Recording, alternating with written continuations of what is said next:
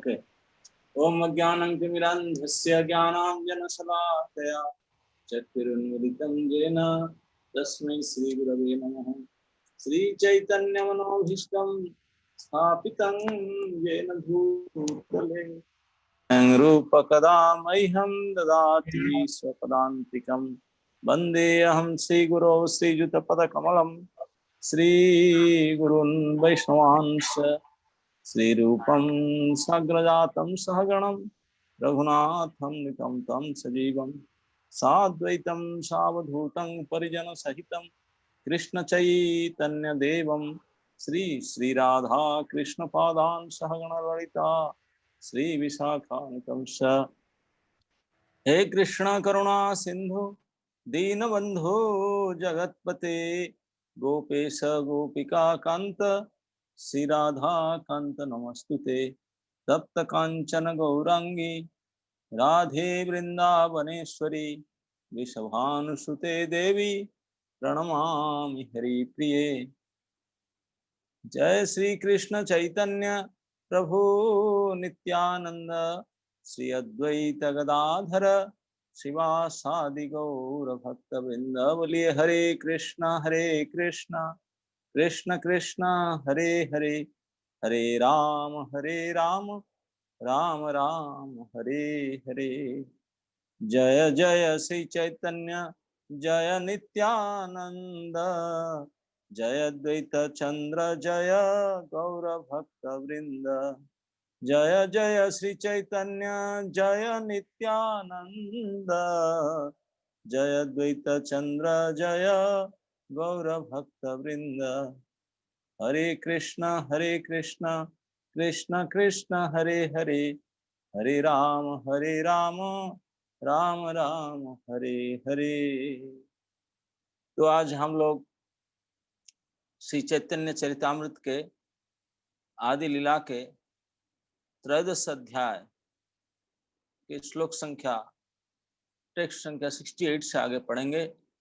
तो पाठ करने से पहले मैं अपने इस्कन वृंदावन के अधिदेव श्री श्री कृष्ण बलराम श्री श्री राधे श्याम सुंदर श्री श्री निताय गौर सुंदर श्रील प्रभुपाद के श्री चरण में विशेष प्रणाम करके आशीर्वाद की कामना करता हूँ। और जितने श्रद्धालु श्रोतागण है सभी के लिए भी उनके आशीर्वाद की भिक्षा करता हूँ और उनके प्रसन्नता के लिए ये पाठ शुरू करने जा रहे हैं। सभी श्रद्धागण को हमारे श्रद्धालु श्रोतागण को हमारे सादर प्रणाम। टेक्स्ट 68। लोकेर निस्तार हेतु करे न चिंतन के मते ए सब लोकेर हईबे तारण। लोगों के निस्तार के लिए चिंतन कर रहे हैं कैसे उनका सब उद्धार हो सकता है। ये चिंतन कौन कर सकते हैं? आप आगे पढ़ें। श्री अद्वैताचार्य की ये चिंता है। कृष्ण अवतरी करे न भक्ति विस्तार तबे त सकल लोकेर हईबे निस्तार। महाप्रभु के आविर्भाव के पहले नवद्वीप में जो स्थिति था, इस स्थिति को वर्णन करते हुए कविराज गोस्वामी बताते हैं जो वैष्णवगण थे किंचित उनमें जो अग्रणी मुख्य थे श्री अद्वैत आचार्य, ये दशा को देख करके वो देखे कि हम कर नहीं पाएंगे, भगवान को खुद आना पड़ेगा। चल भगवान आने का ही था तो इसलिए ये माध्यम बनेंगे। तो इसलिए वो चिंता करते हैं कि ये लोगों का कल्याण कैसे होगा, हम लोग से नहीं हो सकता। कृष्ण स्वयं आकर के भक्ति के विस्तार करेंगे तब लोगों का निस्तार हो सकता है। प्रभुपाद जी ने एक छोटी सी तात्पर्य में लिखते हैं, ठीक जैसे आसाम फांसी एक जाति लोग होते हैं, आसामी जाति लोग उन फांसी लोग बोलते हैं। वो आसामी राष्ट्र के सर्वोच्च मुख्य कर्ता व राजा प्रेसिडेंट का स्वतंत्र अनुग्रह के वजह से उनको उनका अपराध माफ हो सकता है। ठीक इसी प्रकार ये कलियुग के जो पतित लोग हैं, तो उनका जो स्वयं परम ब्रह्म परम पुरुष भगवान उनके उनके उद्देश्य में स्वतंत्र अधिकार द्वारा, उनके अवतार के द्वारा उद्धार पा सकते हैं। से अद्वैत आचार्य इसी योजना को सफल करने के लिए, ये पतित आत्मा को उद्धार करने के लिए, भगवान को अवतीर्ण होने के लिए ये प्रयास कर रहे हैं। कृष्ण अवतारिते आचार्य प्रतिज्ञा करिया, कृष्ण प्रजा करे तुलसी गंगा जल दिया। अब श्री अद्वैत आचार्य प्रभु कृष्ण की अवतरण करने के लिए अब ये प्रतिज्ञा कर डाले। प्रतिज्ञा करके उनके पास 1.5 ग्राम शिला था, तो वो कृष्ण शिला को पूजा करने लगे तुलसी और गंगा जल के द्वारा।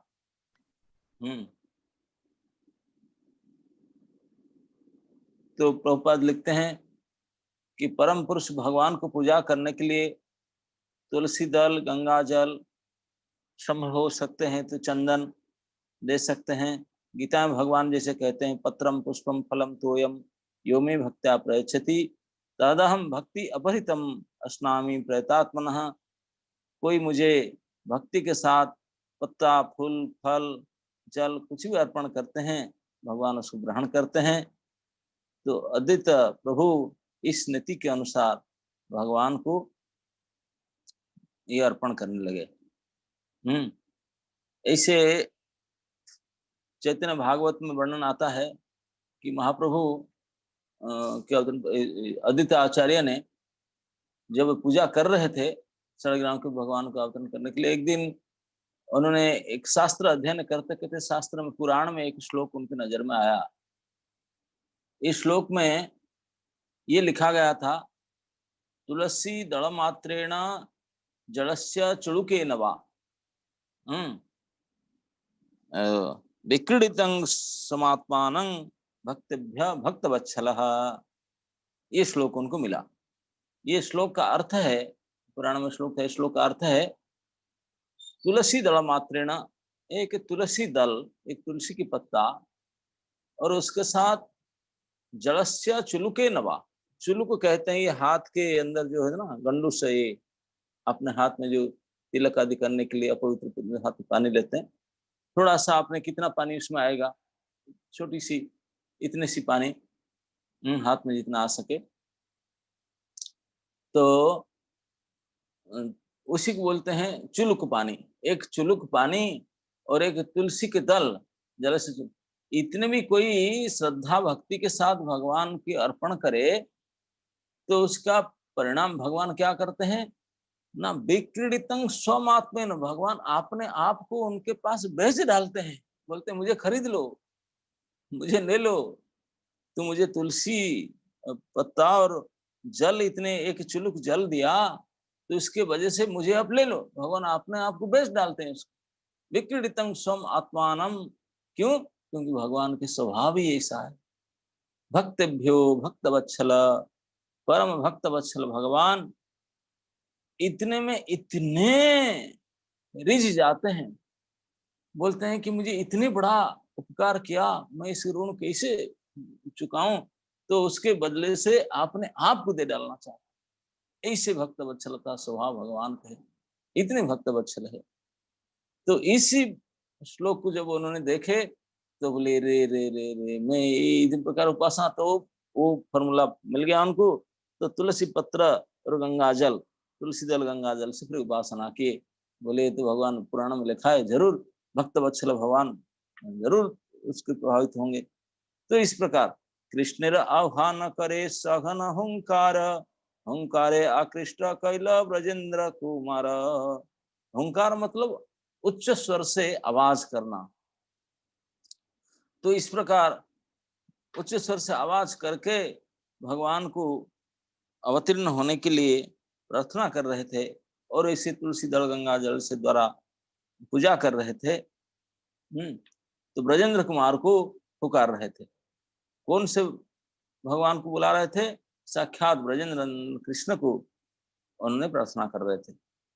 जगन्नाथ मिश्र पत्नी सचिर उदरे, अष्ट कन्या क्रमे हैला जन्मी जन्मी मरे। तो उस समय में सो सची देवी और जगन्नाथ मिश्र जिनका यहाँ भगवान को आना था, तो उनका एक एक करके 8 कन्याएं हुई। 8 कन्या हुई और जन्म होकर के मर जाते थे। अब जन्म तो होता था उनका, लेकिन मर जाते थे। बड़े दुख की बात है। अपत्य विरहे मिश्रेर दुख हैल मन, पुत्र लागी आराधिल विष्णुर चरण। ये हम देखते हैं, अभी जन्माष्टमी आ रहा है, आप लोग कई बार सुने होंगे। भगवान जो वसुदेव के यहाँ प्रकट हुए, वसुदेव देवकी के वहाँ, उनके भी भगवान 8वां संतान के रूप में आए। 6 संतान तो को वध कर लिया कंस ने, और 7 मिसकैरेज हो गया। वो सोचे गायब हुआ, जो भी हुआ, और गर्भवत हुआ। तो 8वें भगवान आए। तो और यहाँ भी देखते हैं, भगवान जब आते हैं गौरांग महाप्रभु भगवान, तो उनको भी 8 कन्या मर जाते हैं। फिर 9वां बलराम आते हैं, फिर भगवान आते हैं। तो भगवान जब आते हैं, हमेशा यही उनके नियम है कि जहाँ साक्षात परम ब्रह्म भगवान आएंगे, तो वहां तक किसी प्रकार के दोष नहीं रह सकता। सारे कमी को ठीक करना पड़ेगा।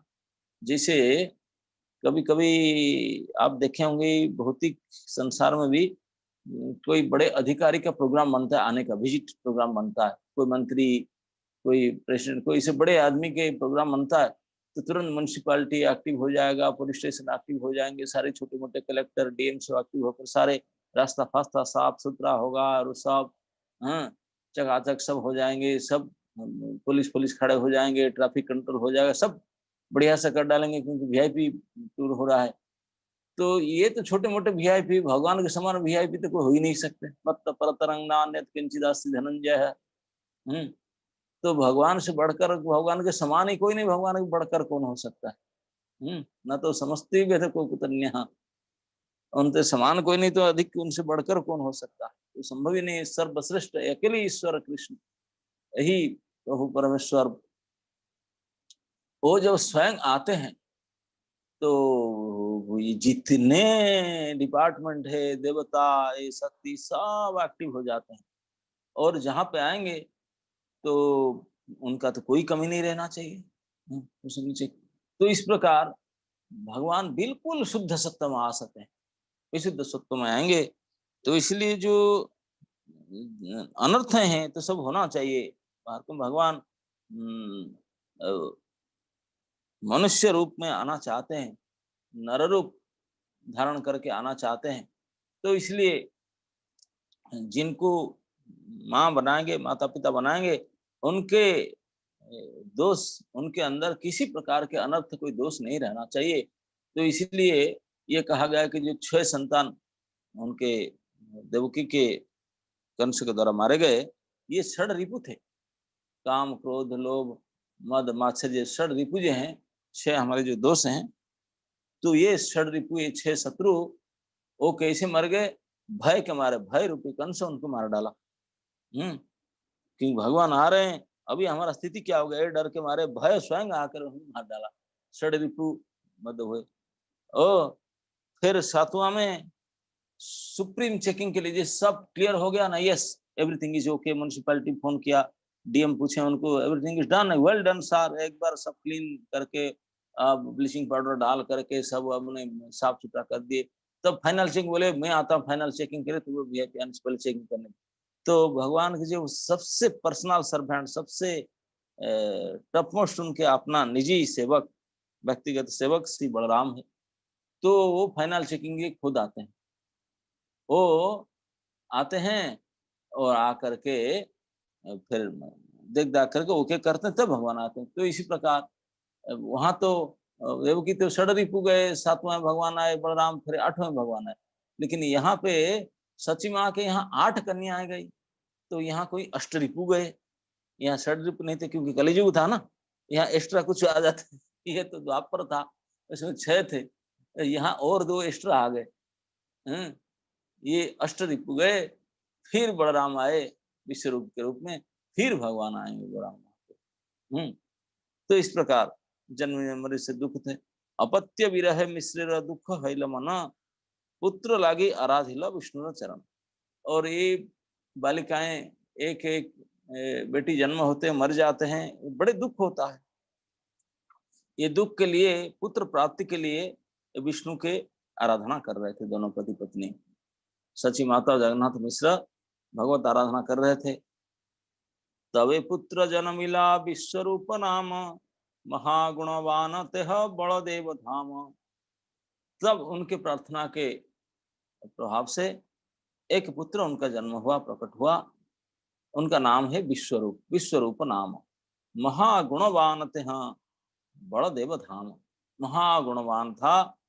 और तिहा मतलब वो कौन था? साक्षात बलदेव के अवतार थे, बलदेव के धाम।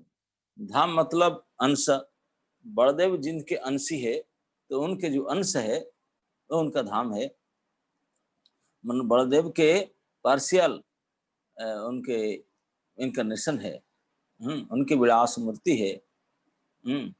विश्वरूप उन्हीं के ही अवतार है, वही बलदेव विश्वरूप के रूप में प्रकट हुए।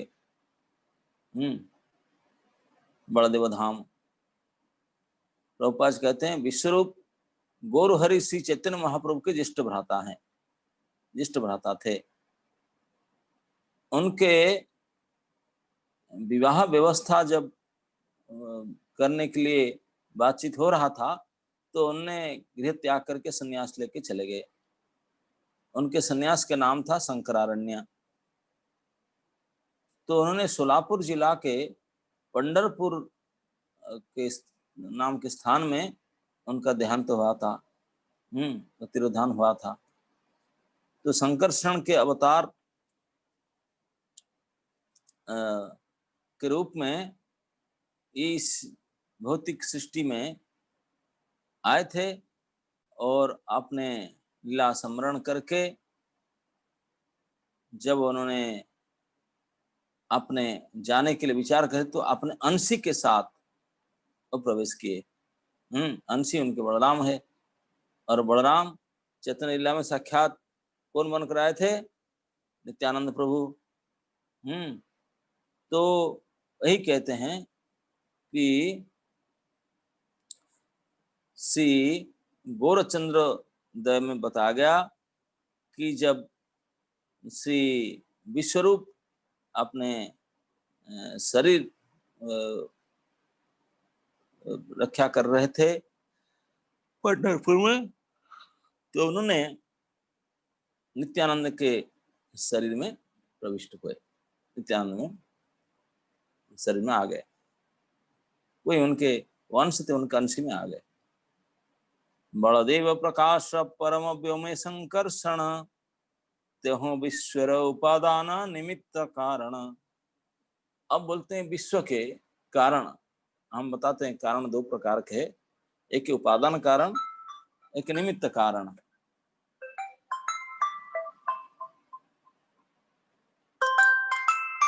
अरे बोल उनको बोल दो, मैं क्लास में बात करूँ।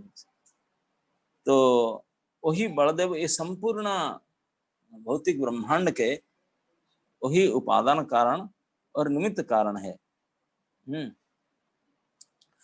बलदेव प्रकाश परम व्योमे संकर्षण। ये बलदेव के जो प्रकाश रूप से संकर्षण है, उनके प्रकाश रूप है, वही संकर्षण ही, बलदेव नहीं। बलदेव तो साक्षात उनके बस है। तो उनके जो प्रकाश रूप है संकर्षण, चतुर्विहों के जो संदर्शन संकर्षण है, वो कौन है? न तेह, वही इस विश्व के निमित्त और उपादान कारण है। आपको मैं कई बार बता रहा हूं, ये दोनों कारण एक बार भी समझ लीजिए। हर एक कार्य के कारण तो होता है, हर एक कार्य के दो मुख्य कारण होता है। एक होता है उपादान कारण, एक होता है निमित्त कारण। उपादान कारण इसको कहते हैं जो इंग्रेडिएंट्स, उपादान मतलब इंग्रेडिएंट्स, जिस उपादान से, जिस इंग्रेडिएंट से वो कार्य घटित हुआ है, वही इंग्रेडिएंट ही उसका उपादान कारण होगा। जैसे हम हमेशा उदाहरण शास्त्र में दिया गया मिट्टी के घड़ा, मिट्टी के मटका का, और आप किसी के उदाहरण ले सकते हैं, वो शास्त्र में इसी का उदाहरण हमेशा दिया गया। मिट्टी के घड़ा, जो आपके सामने कोई कलश, मिट्टी के कलश रखा हुआ है, तो एक कार्य है, तो उसका कारण में जो उपादान कारण है वो मिट्टी है, क्योंकि मिट्टी के द्वारा, मिट्टी के उपादान के द्वारा वो घड़ा बना हुआ है, कलश बना है। तो इस घड़ा का उपादान कारण है मिट्टी। लेकिन केवल मिट्टी हो, मिट्टी से घड़ा से बन जाए अपना आप, क्या नहीं बनेगा? नहीं। तो फिर और एक कारण होता है घड़ा कार्य के पीछे ना, क्या ना, निमित्त कारण, जो बनाने वाला हो। तो इसका निमित्त कारण है कुम्भकार, कुम्हार जो बनाता है घड़ा, वो निमित्त कारण है। और जो मिट्टी है, केवल कुम्भकार हो, मिट्टी ना हो तो कैसे घड़ा बने? तो ये भी इंग्रेडिएंट्स भी चाहिए और बनाने वाला भी चाहिए। तो दोनों, इसलिए एक बनाने वाला जिसको निमित्त कारण कहते हैं, और जिसके द्वारा बनाता है जो उपादान है, तो उसको उपादान कारण कहते हैं।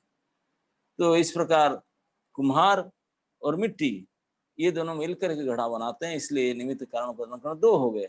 लेकिन इस संपूर्ण विश्व का उपादान ही संकर्षण है, ऑल इंग्रेडिएंट्स वही हैं, वही इंग्रेडिएंट्स के रूप में अपने आप को बनाए, और निमित्त भी वही है, वही निमित्त कारण भी है, वही उपादान कारण भी। निमित्त कारण के रूप में कारण साई विष्णु, जिनने जगत के ऊपर सइख्यतः आपने नजर डाल करके सृष्टि किए, इख्यत सो, इसलिए निमित्त कारण है, बनाने वाले है।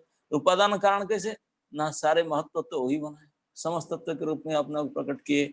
जितने प्रकार मूल तत्व है, महत्व तत्व, तो वो भी वही है, तत्व प्रकाश के अपने। तो इसलिए वो संकर्षण जो है, ये संपूर्ण विश्व के उपादान और निमित्त कारण दोनों वही है।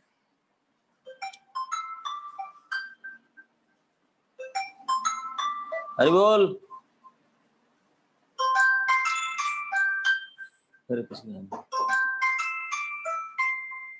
तहाँ बही विश्व किछु नाही देखी आर, अतएव विश्वरूप नाम जेता हर। तो यहाँ कहते हैं कि इस विश्व में उनके बिना और कुछ दिखता ही नहीं मुझे।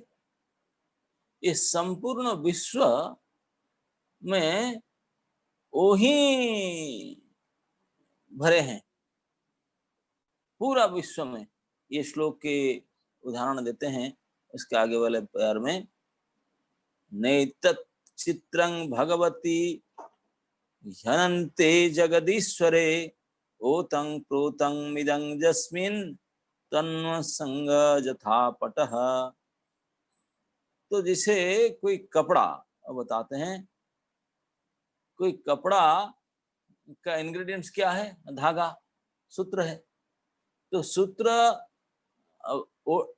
आड़ा और टेढ़ा, ओत प्रोत, यही आड़ा में भी सीता और टेढ़ा में भी धागा, वो दोनों केवल धागा अलग अलग साइज से फिक्स होकर के वो कपड़ा बनता है। तो पूरे वस्त्र में केवल धागा ही मुख्य है। तो इस प्रकार इस संपूर्ण विश्व में एक जितने भी कुछ है, सब उन्हीं के रूप है, सब संकर्षण के रूप है सारे विश्व में। तो इसलिए उनको विश्व रूप कहा गया, ये विश्व ही उनके रूप है, इसलिए उनका नाम पड़ा विश्व रूप। इस विराट विश्व सर्जना, जो ये संकर्षण के अवतार के रूप प्रकाश है, तो इसलिए इसको हम विश्व रूप कहते हैं।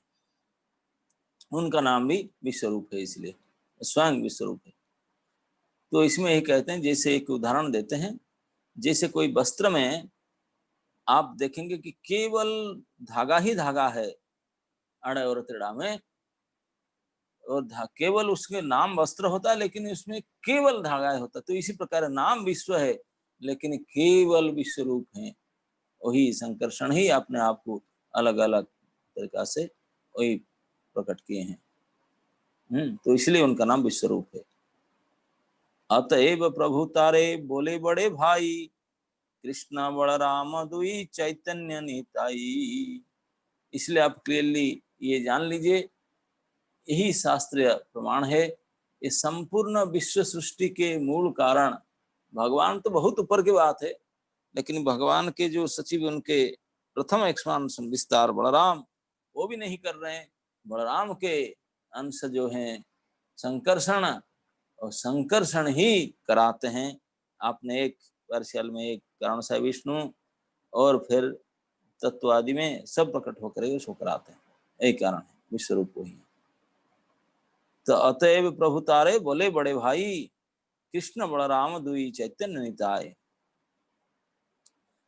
तो बोलते हैं कि इसलिए प्रभु मतलब भगवान श्री चैतन्य महाप्रभु और भगवान कृष्ण, उनको बड़े भाई बोलते हैं। उनके बड़ा भाई हैं बलराम कृष्ण के दाऊ जी। कृष्ण बलराम दुई चैतन्य निताय। महासंकर्षण जगत के प्रकाश उपादान, जगत प्रकाश के उपादान कारण है। बिल्कुल क्षुद्राति क्षुद्र अंश विद्यमान है। अन्नांतरस्त परमाणु च अंतरस्तंग। इसलिए चैतन्य महाप्रभु उनको सब जगह में वही विस्तार है, उन्हीं का विस्तार, इसलिए उनको बड़े भाई बोलते हैं। और वही कृष्ण बलराम रूप में परिचित हैं। और इसी कलि युग में भी श्री चैतन्य महाप्रभु नित्यानंद के रूप में वही प्रकट हैं। वही नित्यानंद को ही मूल संकर्षण बलदेव है। पुत्र पाया दंपति हया आनंदित मन, विशेष सेवन करे गोविंद चरण। पुत्र प्राप्ति करके वो दंपति दोनों, जगन्नाथ मिश्र सची माता, वो दोनों खूब आनंदित होकर के विशेष सेवन करे गोविंद चरण, विशेष रूप से भगवान गोविंद के सेवा करने लगे, चरण सेवा करने लगे। तो कहते हैं कि भारतवर्ष में एक साधारण बात बोलते हैं कि जो विपद में पड़ते हैं वही भगवान को याद करते हैं। दुख में सुमिरण सब करे, ये बात वो कहते हैं। जब दुख आता है तो भगवान को सब याद करते हैं। और सुख में करे ना कोई, और जब सुख समय आता है, जब संपत्ति प्राप्त होता है, तो भगवान को भूल जाते हैं। तो भगवत गीता में भी यही बात कहा गया, चतुर्विधा भजते माम जना सुकृतिनो अर्जुन, आर्तो जिज्ञासु अर्थार्थी ज्ञानी च भरतर्षभ। की गोटा लाइव जो मतलब वीडियो चालू करना। पहले जो पुण्य कार्य किए थे, वो 4 प्रकार के लोग भगवान के प्रति भक्ति याजन करते हैं।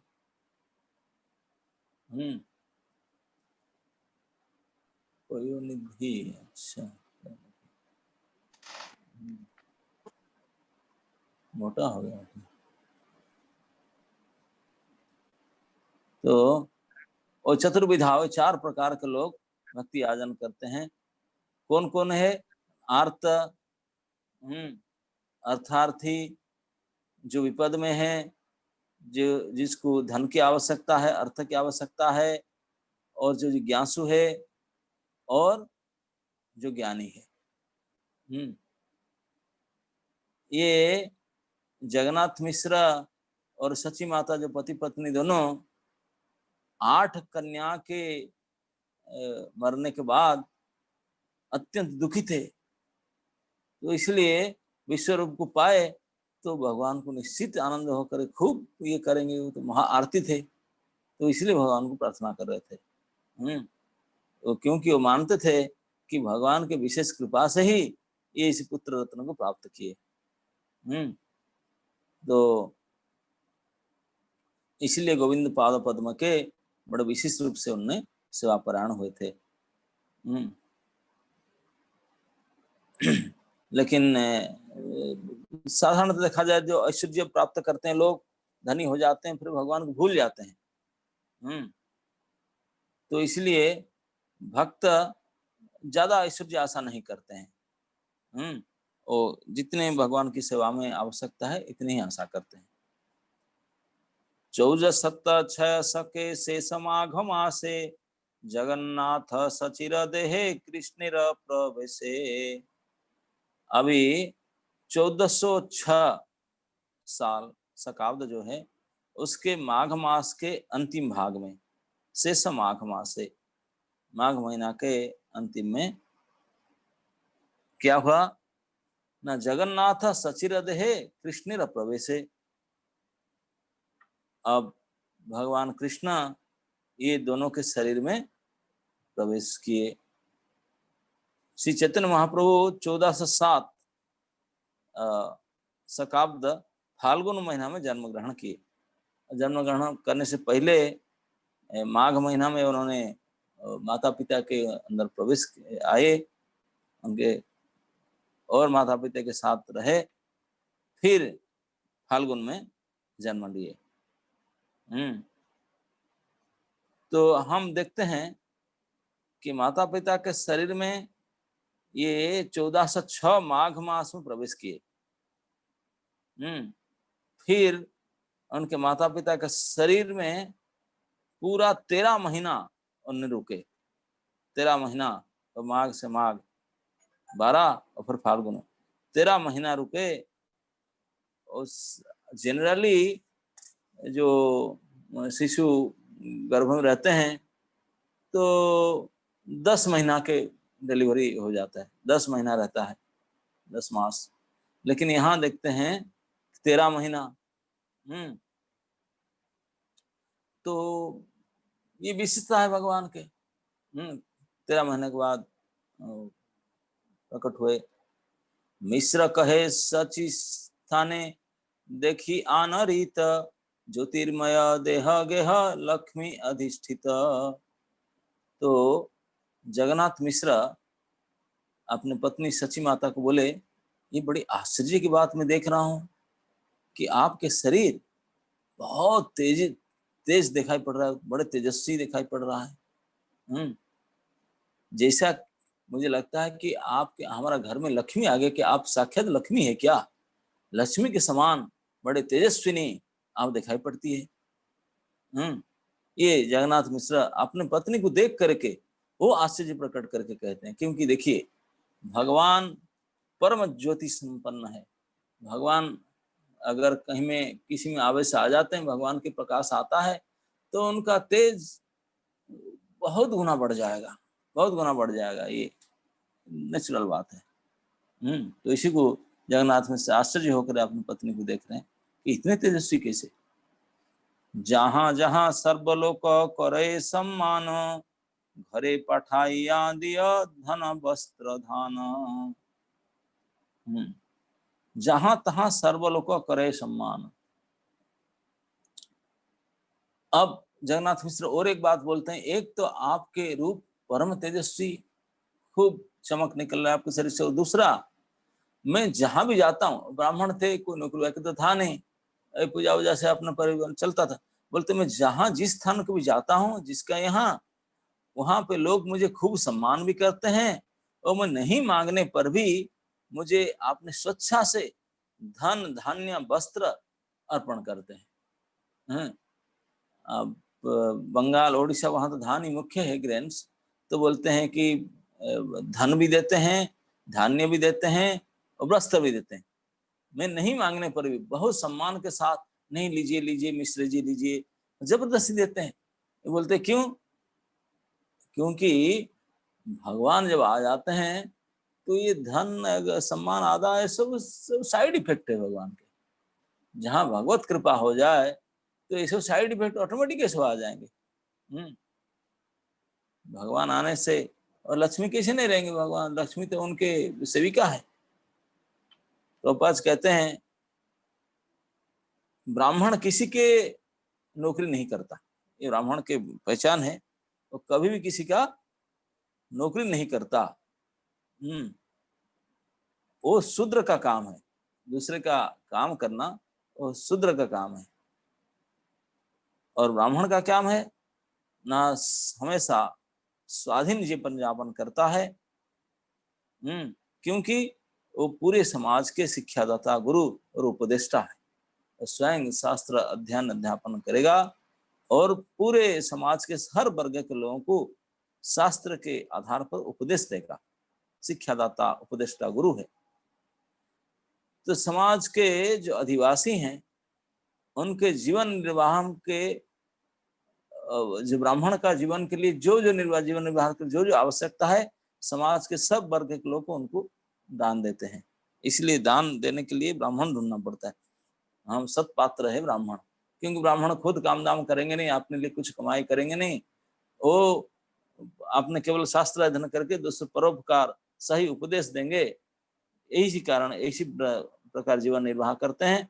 तो उनके जीवन की आवश्यकता समाज के अन्य वर्ग लोग उनको दान दक्षिणा दे करके उनको पूरा करते हैं। यही नियम है वर्णाश्रम धर्म का। तो भगवद गीता में भगवान सामाजिक रूप में 4 भाग किए हैं, समाज के 4 भाग व्यक्त किए हैं, ब्राह्मण, क्षत्रिय, वैश्य और शूद्र। ये साइंटिफिक है, विज्ञान सम्मत विभाजन है।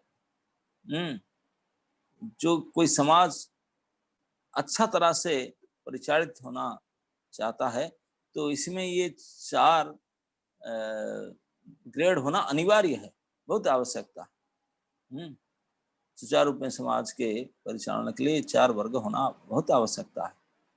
ये बिल्कुल विज्ञान सम्मत है, जिसमें ब्राह्मण समाज ये उपदेष्टा समाज है। और क्षत्रिय समाज वो लॉ एंड ऑर्डर मेंटेन करने वाले हैं, डिसिप्लिन मेंटेन करना है। और वैश्य समाज और मर्केंटाइल है, वाणिज्य व्यवसाय करेंगे। और शूद्र समाज सारे 3 वर्ण ब्राह्मण, क्षत्रिय, वैश्य को वो लेबर सबका सेवा करना है। तो जगन्नाथ मिश्र और ब्राह्मण, तो इसलिए समाज के सभी लोग उनके जो भी आवश्यकता, धन धान्य वस्त्र, उनको दान देते थे। चैतन्य महाप्रभु सच्ची माता के गर्भ में जब थे तो जगन्नाथ मिश्र किसी कुछ मांगे बिना उनके हर प्रकार के आवश्यक पदार्थ उनको मिल रहा था। उनके परिवार में महाप्रभु का उपस्थिति के वजह से सब लोग उनको विशेष सम्मान करते थे और दान दक्षिणा में दिया करते थे। एक ब्राह्मण वैष्णव भगवान के शाश्वत सेवा के सेवक रूप में समाज में परिचित है। इसलिए कोई भी भगवान के काम करने के लिए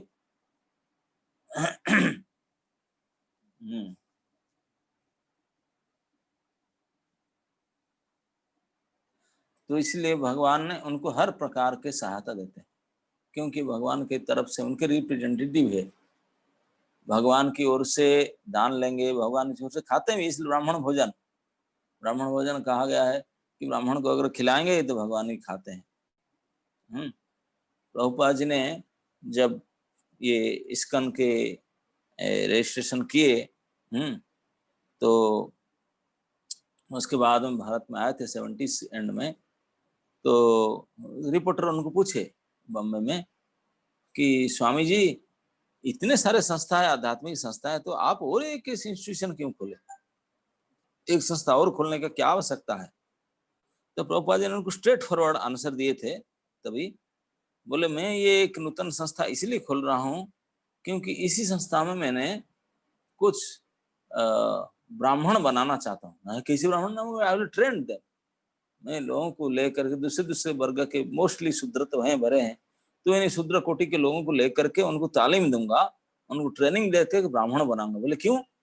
बोले क्योंकि आजकल सोसाइटी में ब्राह्मण नहीं है, तो क्या हो गया, बाकी सब तो है, चल रहा है। बोले नो, समाज में समाज को एक व्यक्ति के रूप में अगर माना जाए तो व्यक्ति में जो 4 अंग, मुख्य अंग होता है कि शरीर में, पैर भी है, पेट भी है, हाथ भी है और सर है। 4 मुख्य विभाग है एक शरीर में। तो इस 4 मुख्य विभाग को 4 वर्ण के रूप में माना जाता है। पैर जो है पूरे शरीर को लेकर होता है, सबके लिए काम होता है, वो शूद्र है।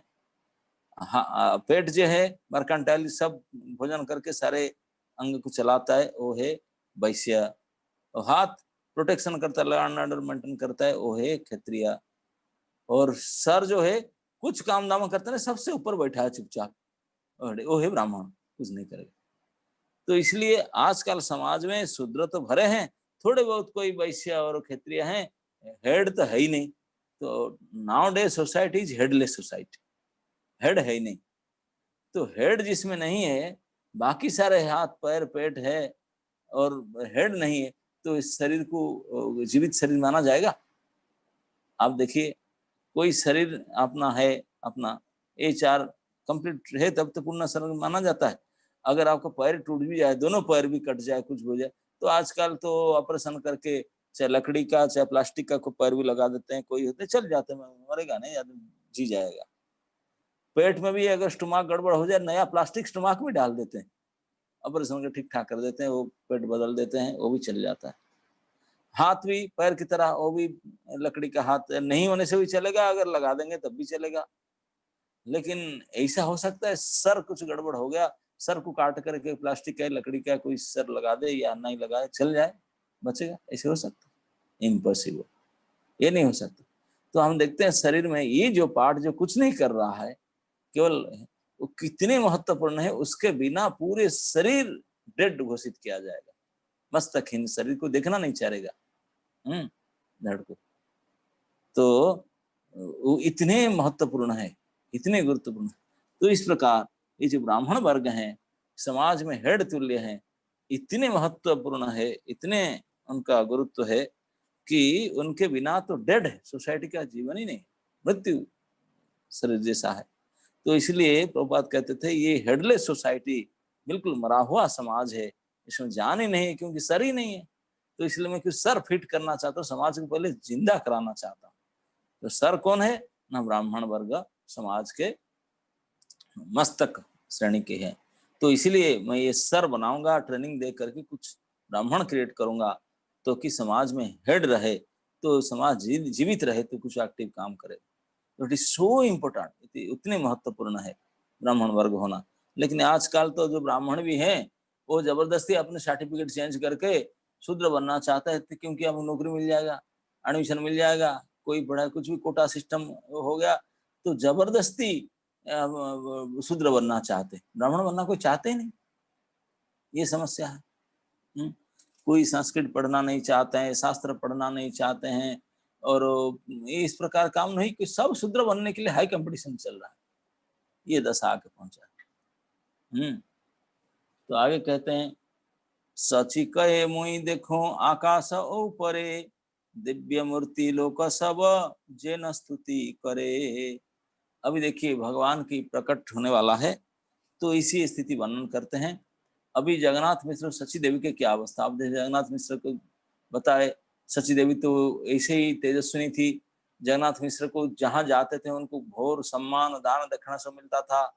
अब ये श्लोक में कहते हैं, सची माता कहती है, मुई देखे आकाश ऊपर दिव्य मूर्ति लोक, मैं देखता हूँ आकाश के ऊपर कोई लोग बिल्कुल चमकीले चमकीले दिव्य लोग दिखाई पड़ते हैं, जे न सब स्तुति करे, और आ करके मुझे स्तुति करते हैं, पूजा करते हैं, इसे मैं देखता हूँ। क्यों? देवस्तुति, सारे देवता लोग आकर के भगवान के प्रणाम करते हैं, स्तुति करते हैं, गर्व स्तुति करते हैं। जगन्नाथ मिश्र कहे स्वप्न जे देखिल, ज्योतिर्मय धाम मोर हृदय पसिल। जगन्नाथ मिश्र भी देखते हैं, बोले मैं भी स्वप्न में देखा एक बड़े तेजस्वी चीज, तेजस्वी ज्योतिर्मय चीज मेरे हृदय में प्रवेश किया। हमारा हृदय है ते गेला तुम्हारा हृदय, है न बुझी जन्मिवे न कोनो महाशय। यही माध्यम, जब भगवान आते हैं वो हमारे तरह कर्म के अधीन होकर के गर्भवास नहीं करते हैं, कर्माधीन होकर के ना। भगवान आत्माया, आपने बिल्कुल इंडिपेंडेंट पर आते हैं। ओ मन अनक, मन में आते हैं, अपने तेज के साथ, अपने प्रकाश के साथ, अपने प्रभाव के साथ उनने मन में आते हैं। और मन में आते ही भगवान पूरे शरीर के लक्षण बदल जाता है, तेज प्रकट हो जाता है, सब वही सब हो जाता है। इस प्रकार पहले पति में आते हैं, फिर पत्नी को ट्रांसफर हो जाते हैं। इस प्रकार यहाँ हम देखते हैं जगन्नाथ मिश्र स्वयं कहते हैं, हमारा हृदय है ते गोला तुम्हारा हृदय है ना, मुझे जन्मी में ना कोनो भाषा। मुझे लगता है कि इस बार हमारा जो संतान होगा कोई विशेष महापुरुष जन्म लेंगे, ये तो मुझे ही लगता है। एत बोले दुहे रहे हरसित हया, सालग्राम सेवा करे विशेष करिया। इस प्रकार दोनों बहुत प्रसन्न होकर के, बहुत खुशी होकर के विशेष रूप से सालग्राम सेवा कर रहे हैं। तो उसमें प्रभुपाद जी ने बहुत लंबा एक परपुट लिखे हैं। बोलते हैं विशेष करके ब्राह्मण परिवार के लोग सालग्राम शिला का सेवा करते हैं। ये सब प्रथा आज भी चल रहा है। ब्राह्मण कुल में जो लोग जन्म हुए हैं वो सालग्राम सेवा करते हैं, पूजा करते हैं। लेकिन दुर्भाग्य की बात, इस कलियुग के प्रभाव में तथाकथित ब्राह्मण, जो ब्राह्मण कुल में जन्म होने का गर्व करते हैं, वो सालग्राम शिला कभी पूजा नहीं करते। जो अनादिकाल से जो प्रथा चल आ रहा है, तो ब्राह्मण कुल के जात लोग सब प्रकार परिस्थिति में सालग्राम आदि सेवा करेंगे, तो वो नहीं करते। तो प्रभुपाद कहते हैं हमारे कृष्ण भावनामृत समाज में अनेक लोग सालग्राम शिला पूजा प्रवर्तन करने के अत्यंत आग्रही है। लेकिन हम जानबूझ करके ऐसे उनको मना करके रखते हैं, विरत करते हैं। क्यों? कृष्ण भावनामृत आंदोलन के अधिकांश सदस्य मूलतः ब्राह्मण कुल में जन्म नहीं ब्राह्मण कुल से नहीं जन्म हुए हैं, नहीं आए हैं। By birth they are not ब्राह्मण।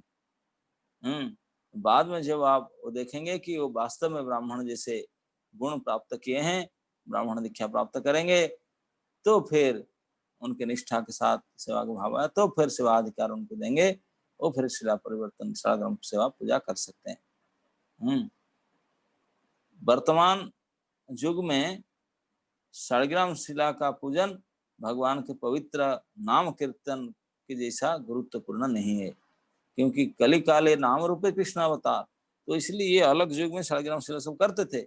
इस कली युग में हम लोग के ठीक से सेवा पूजा नहीं कर पाएंगे, तो कली युग में सबसे गुरुत्वपूर्ण है भगवान का पवित्र नाम कीर्तन।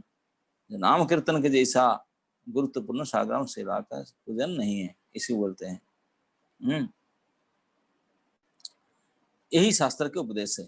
हरे नाम हरे नाम एवं केवलम कलो नास्ते व नास्ते व नास्ते व गतिर अन्यथा।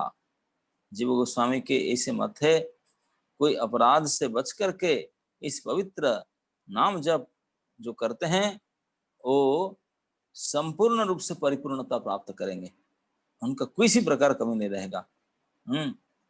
फिर भी मानसिक अवस्था को शुद्ध करने के लिए मंदिर में विग्रह पूजा भी आवश्यक है। हमारे मन को शुद्ध करने के लिए हम सब विग्रह सेवा मंदिर में करते हैं, तो शुद्धकरण प्योरिटी मेंटेन होगा। तो आध्यात्मिक चेतना में जो उन्नत हैं उनको सालग्राम पूजा करने के लिए आदेश दिया जाता है।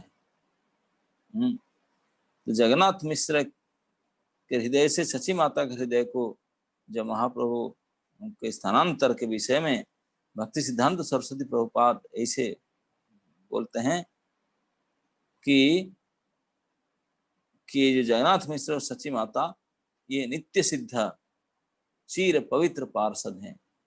भगवान के नित्य गौरांग महाप्रभु के नित्य माता पिता है, उनके हृदय कभी कंटामिनेट हो नहीं सकता, सर्वदा सदा सर्वदा उनके हृदय प्यूरिफाइड है, निर्मल है। तो वो कभी भी भगवान से विमुख नहीं हो सकते हैं। ये भौतिक जगत के साधारण मनुष्य के अंदर जो अनेक दोष देखा जाता है, तो उनके अंदर ऐसा कोई दोष नहीं है। तो कोई भी इसी स्थिति को आने के लिए, दिव्य स्थिति को आने के लिए उनको पहले हृदय को शुद्ध करना आवश्यकता है। जगन्नाथ मिश्र शशि देवी दोष मुक्त हृदय, दोषयुक्त साधारण सामाजिक पुरुष और स्त्री नहीं है, उनके हृदय दोष वर्जित।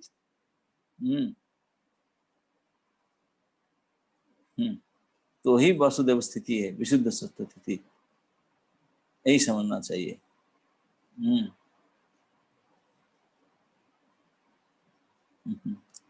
भगवान अपि विश्वात्मा भक्तानाम अभयंकर आविवेशं अंश भागे न मन आनक दुंदभे।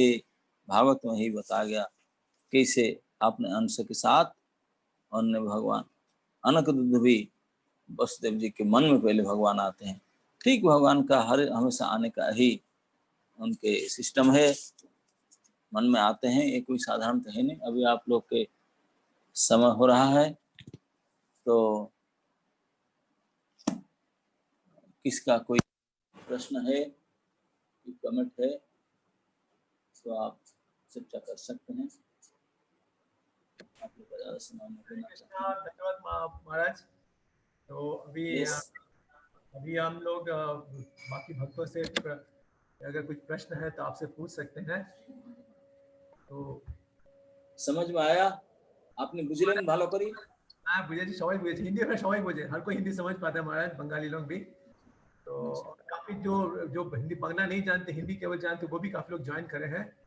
तो हम सबसे ये निवेदन करते हैं कि अगर आपके कोई प्रश्न है तो महाराज उत्तर देने के लिए रेडी हैं।